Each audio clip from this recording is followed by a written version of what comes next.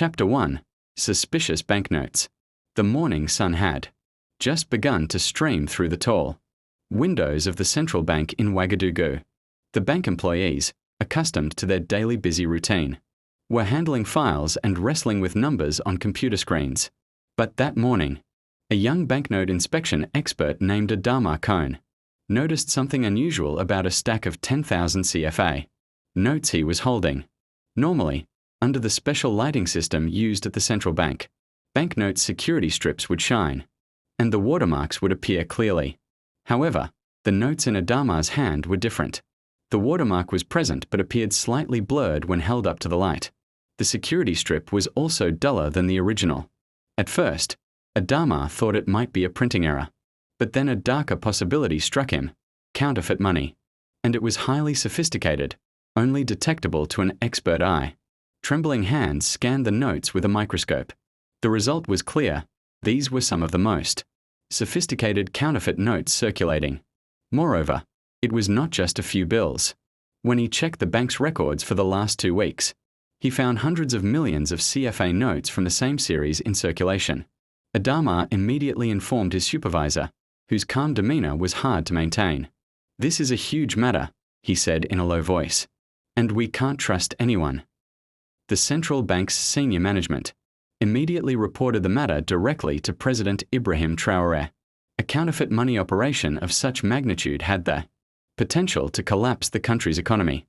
Moreover, it was clear that this was not the work of ordinary criminals, but rather of powerful individuals with deep connections.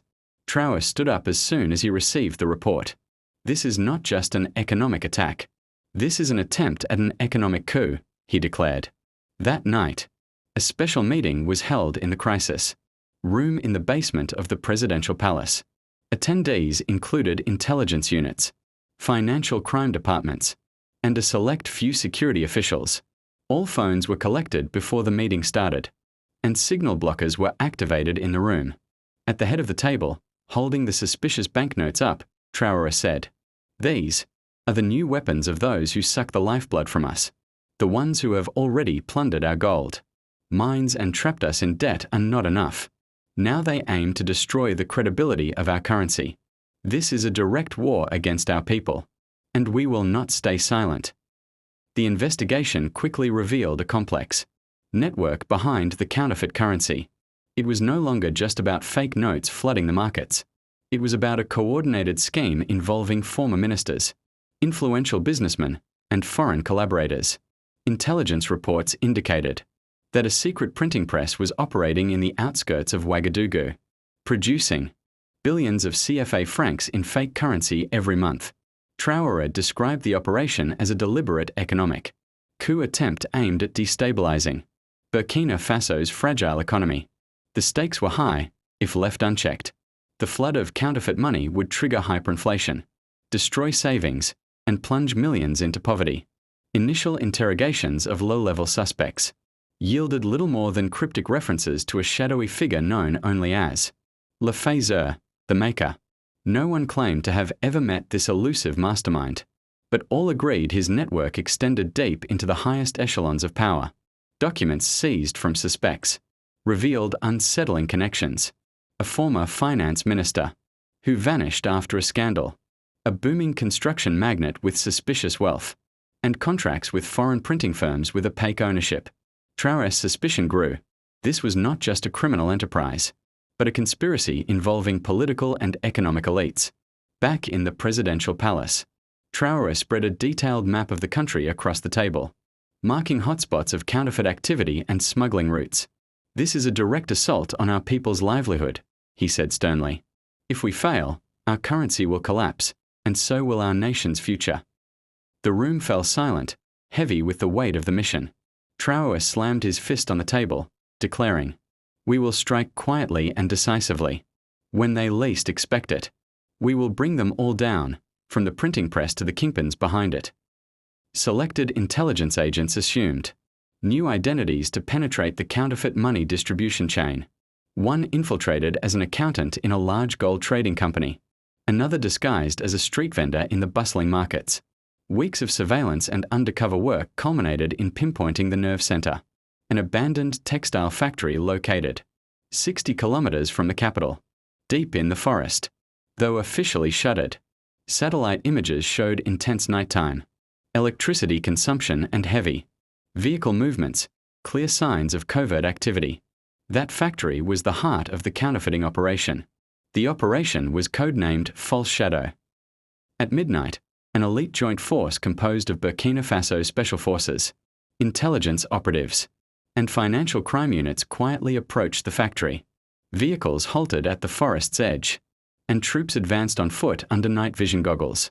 Inside, at least 20 individuals worked the printing presses tirelessly, producing fresh counterfeit bills and rolls. Traoré gave the final command over the radio. No one escapes. All machines, documents, and counterfeit currency must be seized. Tonight, this poison ends. At exactly 3 a.m., the assault began. Teams stormed the factory simultaneously through 3 entrances. Surprised guards were quickly subdued. The hum of the presses was silenced. In rooms stacked with sacks of counterfeit bills, the seized money alone was worth over 30 billion CFA francs, an amount large enough to destabilize the economy overnight. But the most damning evidence lay in the offices. Walls adorned with photographs of former top politicians, secret agreements with foreign businessmen, and encrypted phones. Among the detainees was Baba Zongo, known as Lefazer's right-hand man. Initially silent, Baba eventually broke under overwhelming evidence, documents, call logs, and bank transfers. This was never just our operation, he confessed. Behind us stood other countries and giant corporations. The goal was to crush Burkina Faso economically. When our currency became worthless, they planned to buy our mines and resources for next to nothing. Days later, Traoré addressed the nation on live television. Behind him lay heaps of confiscated counterfeit money. "This is a warning," he declared. "This economic coup attempt against us could happen to any African nation. We will stand tall. But to succeed, we must unite. Africa's currency, Africa's dignity, Africa's future are at stake." His words echoed across the continent, inspiring solidarity among many African leaders.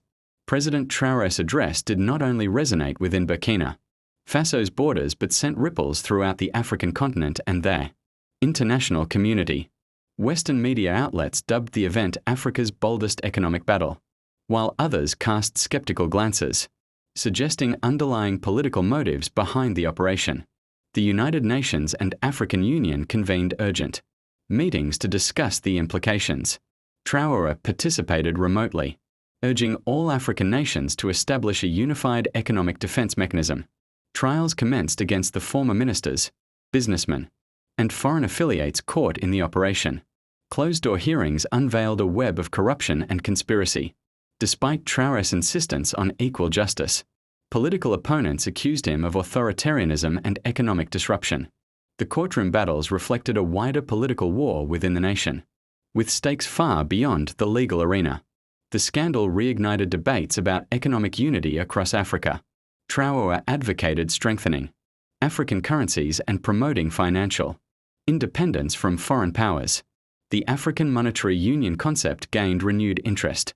Many leaders voiced support, recognizing that economic vulnerabilities in one nation could threaten the entire continent. Opposition forces, bolstered by international allies, shifted tactics.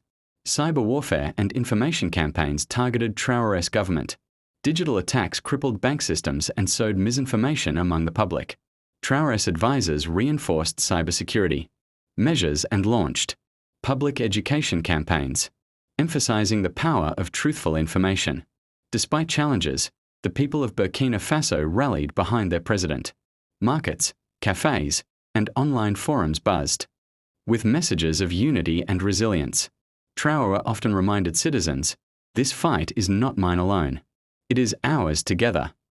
Young and old, men and women, all joined the effort, embodying the spirit of hope. With the counterfeit printing house dismantled, the true enemies began to reveal themselves. These were not just former ministers and businessmen, but shadowy intelligence operatives, multinational corporations, and even foreign governments secretly involved. Leaked documents, intercepted communications, and several wiretaps exposed the vastness of the conspiracy.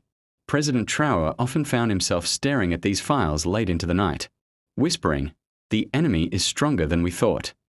Nationwide security protocols were intensified. Even the presidential palace became a fortress with multiple checkpoints and thorough screenings for all personnel. Intelligence agencies warned of assassination plots targeting Traoré. Paranoia crept in. Loyalty was questioned even among close aides. During these turbulent times, Traoré's family and close friends provided a lifeline. His wife, Mariam, stood by him unwaveringly, offering emotional strength. Serge, a trusted old friend and former soldier, became his strategic partner in planning operations. Their support was invaluable. As Traoré balanced the heavy burden of leadership with personal struggles, the government faced a barrage of cyber attacks, aiming to cripple banking, infrastructure and government websites. Traoré expanded the cyber defense teams and sought partnerships with leading African cybersecurity experts. He emphasized media literacy among the public, often saying, "Truth is our strongest weapon." At African Union Economic Security Summits, Traoré delivered powerful speeches calling for continental unity against economic aggression. Some countries hesitated initially but soon embraced collective defense strategies. Collaborative projects for intelligence sharing and border security were launched. Traoré began renegotiating international economic partnerships, agreements with the African Development Bank and other financial institutions, aimed to strengthen local industries and create financial oversight mechanisms. He also sought strategic alliances with emerging global powers such as China and India, ensuring Burkina Faso's economic sovereignty wasn't compromised. Traoré's firm policies sparked criticism from internal opposition parties. Accusations of overreach and economic disruption were loudest in the capital. Nevertheless, public opinion polls showed strong support for Traoré's vision, with many citizens appreciating his tough stance against corruption and external interference. Slowly, Burkina Faso's economy began to stabilize and grow. Inflation was contained, and foreign investment increased. Yet, adversaries switched tactics, attempting to foment social unrest. Protests and strikes in major cities threatened the fragile peace. Amid chaos, Traoré's leadership shone. He frequently appeared in public rallies, reinforcing themes of unity and determination. His slogan, "Unity and Resolve," became a national mantra, inspiring citizens to persevere through hardships. Despite obstacles, new investments, infrastructure projects, and education reforms gave Burkina Faso a promising outlook. Traoré's vision of a strong, independent, and united Africa began to take shape. Opponents in government and business convened in secret to undermine Traoré's reforms. Plans to discredit the president and stall progress were hatched. But Traoré's intelligence services intercepted the schemes. Opposition groups unleashed misinformation, campaigns through social media and news outlets. The government responded with transparent communications and community outreach programs. Young citizens, energized by Traoré's message, mobilized in universities and online platforms to advocate for change. They organized workshops, awareness campaigns, and volunteer projects nationwide. Women in rural and urban areas became economic pillars, establishing cooperatives and small businesses. Mariam's advocacy helped promote gender equality and empowerment initiatives. Corruption crackdowns intensified, and investment incentives boosted manufacturing and agriculture. Local industries modernized, increasing exports and job creation. President Traoré worked tirelessly to reshape Burkina Faso's foreign relations. He signed new trade agreements with emerging global powers like China and India, aiming to reduce dependency on traditional Western donors. His diplomatic efforts also focused on strengthening African unity, emphasizing the importance of collective economic independence. In numerous speeches, Traoré outlined his vision of a prosperous Africa, a continent strong, independent, just, and united. "We are the architects of our destiny." His words resonated with young Africans eager for change and self-determination. Despite growing successes, Traoré's administration faced internal divisions. Some factions resisted reforms, fearing loss of power and influence. Occasional violent clashes and political turmoil tested the nation's resilience. Economic indicators improved steadily. Foreign investors showed renewed confidence in Burkina Faso's markets. Education and healthcare systems received substantial upgrades, improving quality of life. Burkina Faso's transformation inspired neighboring countries. Many adopted similar reforms, leading to a wave of economic cooperation across the continent. Traoré's call for unity began to bear fruit as Africa strengthened its voice on the global stage. Just when hope seemed brightest, a shocking betrayal struck from within Traoré's trusted circle. High-ranking officials were uncovered, communicating with foreign agents, plotting to destabilize the government. Traoré grappled with the pain of betrayal. His wife Mariam expressed concern for his well-being, reminding him of the toll leadership takes. There, heartfelt conversations revealed the human side of a leader, burdened with heavy responsibilities. To restore public trust, Traoré launched weekly televised programs and social media sessions, answering citizens' questions directly. This openness strengthened the bond between leader and people and diminished misinformation's impact. Inspired by Traoré's leadership, a new generation of young leaders emerged across Burkina Faso. They took active roles in local governments and community projects. International organizations increased aid and development programs for Burkina Faso. These efforts helped accelerate infrastructure and social services improvements. Despite external support, internal security issues escalated in certain regions. Armed groups opposed to reforms incited violence and unrest. Traoré instructed security forces to act decisively, but with restraint to avoid civilian harm. To heal divisions, the government initiated dialogue with opposition groups, peace talks and reconciliation. Committees helped reduce tensions and foster cooperation. With stability improving, new investments poured in. Agriculture, manufacturing, and technology sectors expanded rapidly. Alongside economic progress, Burkina Faso experienced a revival in arts and culture. Festivals, music, and traditional crafts flourished. Traoré often highlighted culture's vital role in national identity. Just as the nation looked toward a brighter future, a covert group of elites conspired with foreign actors to reverse Traoré's progress. Upon discovering the conspiracy, Traoré mobilized all state resources to thwart the threat.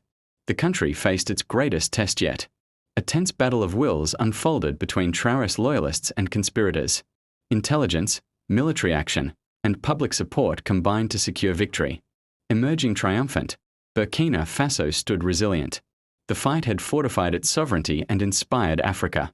Following the intense struggles, Burkina Faso began healing. The nation mourned losses but embraced hope and reconstruction. Massive projects revitalized infrastructure, education, and healthcare. Citizens united in rebuilding their homeland. President Traoré became a symbol of courage and resilience. His story inspired generations to come. Burkina Faso's transformation echoed across Africa, encouraging economic independence and unity. History remembered the battle as a testament to perseverance. Traoré and his people showed the power of unity and determination.